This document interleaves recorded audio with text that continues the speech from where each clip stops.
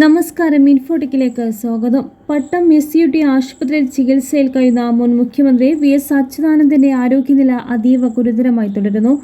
ആരോഗ്യനിലയിൽ മാറ്റമില്ലെന്ന് പുറത്തിറക്കിയ medical bulletin ആശുപത്രി അധികൃതർ വ്യക്തമാക്കി. VS മരുന്നുകളോട് പ്രതികരിക്കുന്നുണ്ടെന്നും medical superintendent doctor Rajasekharan Nair അറിയിച്ചിരുന്നു. നിലവിലെ തീവ്രപരിചരണ വിഭാഗത്തിലാണ് VS. വെന്റിലേറ്ററിന്റെ സഹായത്തോടെയാണ് ചികിത്സ.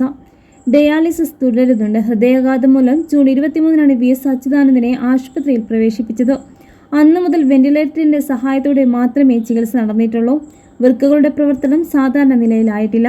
ഇതിനോടൊപ്പം തന്നെ രക്തസമ്മർദ്ദവും സാധാരണ നിലയിലാകാനുള്ള ശ്രമത്തിലാണ് ഡോക്ടർമാരുള്ളത്. സംസ്ഥാന സർക്കാരിന്റെ നിർദ്ദേശപ്രകാരം തിരുവനന്തപുരം മെഡിക്കൽ കോളേജിലെ 7-അംഗ സ്പെഷ്യൽ അംഗം SUT ആശുപത്രിയിലെത്തി ചികിത്സ നടത്തിയിരുന്നു. നിലവിലെ ചികിത്സാ രീതി തുടരാനാണ് തീരുമാനം. ആവശ്യമെങ്കിൽ മാത്രം മാറ്റം വരുത്തും. മുഖ്യമന്ത്രി പിണറായി വിജയൻ, പ്രതിപക്ഷ നേതാവ് VD സതീശൻ, CPM സംസ്ഥാന സെക്രട്ടറി MV ഗോവിന്ദൻ ഉൾപ്പെടെയുള്ളവർ നേരത്തെ തന്നെ ആശുപത്രിയിലെത്തി VS-നെ സന്ദർശിച്ചിരുന്നു.